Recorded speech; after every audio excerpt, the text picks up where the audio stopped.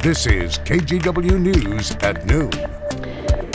We begin this noon talking about what many of you might have woken up talking about: the colder temperatures, maybe even snow in your area.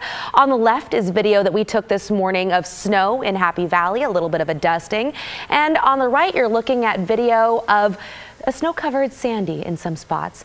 Those shots were earlier this morning, but this is what things are looking like right now. Our Timberline sky cam right there on the left-hand side, showing a decently busy day up at the mountain. And we've also got an ODOT camera at Brightwood, just outside Sandy there on the right-hand side. Let's bring in our main man, Rod Hill. Rod, a lot of talk about snow we're expecting at Mount Hood by the end of the week. Yeah, it's been an interesting day with the snow level forecast between 500 and 1,000 feet, and we're going to leave that forecast right where it sits. The headline this week overall will continue to be the Cascades, and Christine, with more snow coming, get this.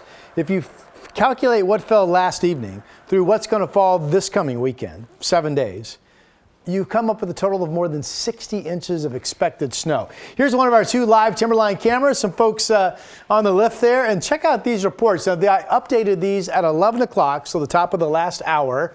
And at that point, if you go back to last evening, Timberline, 20 inches of new snow just since the front came in last evening. Meadows about the same at 19 new, Ski Bowl 16 new, Bachelor reporting 10 new, and the base now at Timberline all the way back up to 120 inches. Here's the radar.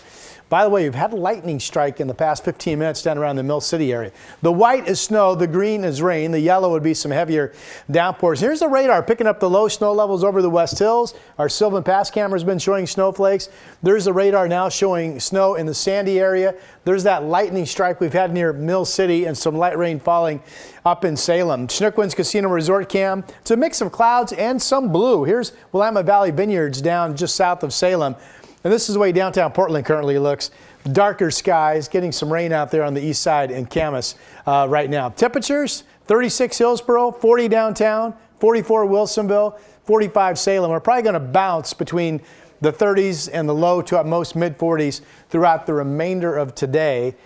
So far, you really have to get up above 1,000 feet to start finding any significant snow that's sticking. We'll look at travel cameras and talk more about the snow and the forecast coming up in a bit. Back to you. Yeah, lots to talk about. Thank you, Rod. Deputies in Cowlitz County are asking for your help to find a person wanted for kidnapping, burglary, and stealing a car in Longview. They say a homeowner caught the person on your screen burglarizing their house Friday morning in the West Beacon Hill neighborhood area. The homeowner told deputies they were assaulted before the person stole their car and took off. Deputies think the same person may have broken into another home and stolen clothing too. It's unclear why he's wanted for kidnapping. We'll give you the details once we get them. But if you have any information, contact the Cowlitz County Sheriff's Office. The merger between grocery giants Kroger and Albertsons is getting pushback. This morning, the Federal Trade Commission, along with attorneys general of 8 states and the District of Columbia, will be filing a lawsuit to try and block the $24.6 billion deal. The merger was announced in late 2022 at a time when food prices were skyrocketing. The FTC said it'd be the biggest grocery merger in U.S. history and threatened to erase competition. Oregon is one of the states that signed onto the lawsuit today. So the FTC and Oregon and other states are alleging that the proposed merger would violate the Clayton Act, which is the federal law that prohibits acquisitions which may substantially lessen competition, thereby harming consumers. They also allege the potential merger could negatively impact employees' wages and benefits. The suit will be filed in U.S. District Court here in Oregon, and the grocery companies say they plan to challenge that suit. KGW's Blair Best is looking at the full scope of the FTC filing. She'll have a more in-depth report ahead on the news at 4. Efforts to reform Oregon's drug decriminalization bill are moving forward today in Salem. Lawmakers will be holding a public hearing tonight on their latest bill that would change how Measure 110 addresses drug crimes in the state. Here are the proposed changes. The first would recriminalize drugs involving a new class of misdemeanor that would allow people to avoid a criminal record by completing drug treatment. If convicted, they would get probation instead of jail time. But if that probation is violated, they could be jailed for 6 months. But there are groups opposing the proposed changes who say recriminalizing won't fix the problem. Already, HB 4002 is being touted as a compromise, but at the cost to whom? Democratic leadership and Republican proponents of the ballot measure have succeeded in building a slightly larger and shinier cage for those who will be collateral of the criminal provisions of House Bill 4002, which will cause unconscionable harm and lasting violence to communities of color and other Oregonians experiencing drug addiction. Meantime, the House Republican leader said this morning that the effort to recriminalize doesn't go far enough. The hearing on House Bill 4002 is at 5 p.m. and we'll be there to cover it for you tonight. The Oregon Employment Department's website will go offline starting tomorrow for system updates, and a new system will go live next Monday.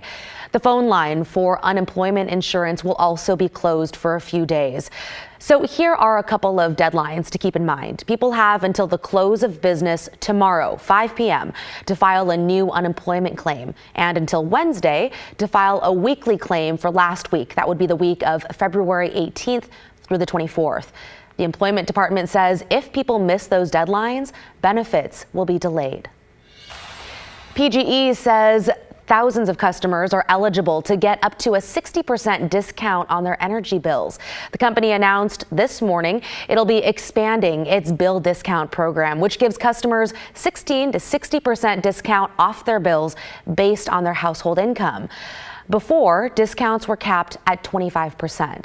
PGE estimates nearly 75,000 people are already enrolled, but say there's another 85,000 or so who may be eligible.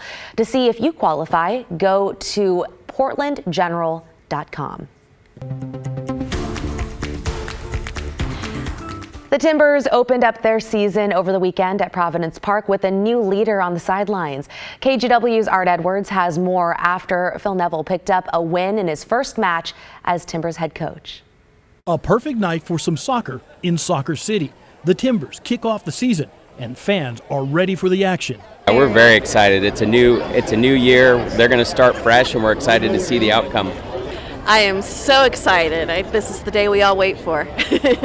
After missing the playoffs last year, there is hope and optimism that things will be different this year. It was a disappointing season last year, but we know they made some good adjustments in the offseason. So we're confident that it's going to be a good year, and we're excited to see the product they put on the field this year. I hope it'll be different than the last couple of seasons. A festive atmosphere inside Providence Park. The Timbers Army in mid-season form. Fireworks as the team walked on the field. And of course, there was a tifo made by the Timbers Army. It didn't take long for the Timbers to send the fans into a frenzy. 9th minute, Eric Williamson with a goal. 14th minute, Anthony with a goal. Timber Joey busy cutting slices off the log. Portland with 4 goals in the first half. Anthony with a brace.